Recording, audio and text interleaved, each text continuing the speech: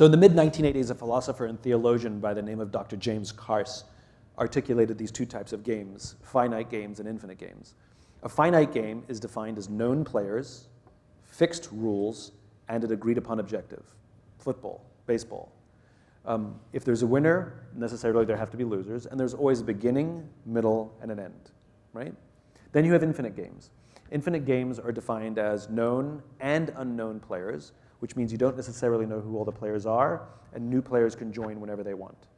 The rules are changeable, which means every player can play however they want, and the objective is to perpetuate the game, to stay in the game as long as possible. Turns out we're players in infinite games every day of our lives, right? There's no such thing as winning global politics. There's no such thing as winning marriage. You can't be number one in your marriage. You can be number two, but you can't be number one, right? There's no such thing as winning education. Nobody wins learning. You can come in first for the finite amount of time you're at school, where we agree upon the time frame and the metrics, grades, but nobody wins education, and nobody wins business. Like when Circuit City went bankrupt, Best Buy didn't win anything, right? But if you listen to the language of so many leaders... Half the room doesn't know what Circuit City is. I know, it's sort of, I realize that. It used to be a company that competed with Best Buy. Same thing. Big box store went in, bought a VCR. You don't know what a VCR is. Right. What I love about these definitions is that when we listen to the language of so many leaders, it becomes abundantly clear that they don't know the game they're playing in.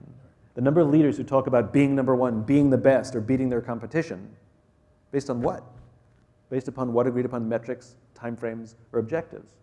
And this is a problem because when we play with a finite mindset in an infinite game, when we play to win in a game that has no finish line, there's some consistent and predictable outcomes. The big ones are the decline of trust, the decline of cooperation, and the decline of innovation.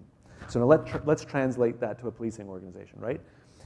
An infinite game is not the absence of finite games. It is the context within which finite games exist. Clearly, you are engaged in finite things every day of your career. You have a project that you need to complete. There's a beginning, middle, and end. If someone has committed a crime, you want to try and catch that person. There is a known objective. There's a beginning, middle, and end. There's going to be a winner and there's going to be a loser, right? If somebody, you're chasing somebody down for a moving violation, for example, these things are finite. But policing and the organization of the Orange County Sheriff is an infinite organization. We hope that this organization outlasts everybody here and thrives beyond everybody here. So the decisions we make and the way we conduct ourselves have to be considerate of the fact that we want this organization to thrive for the long term.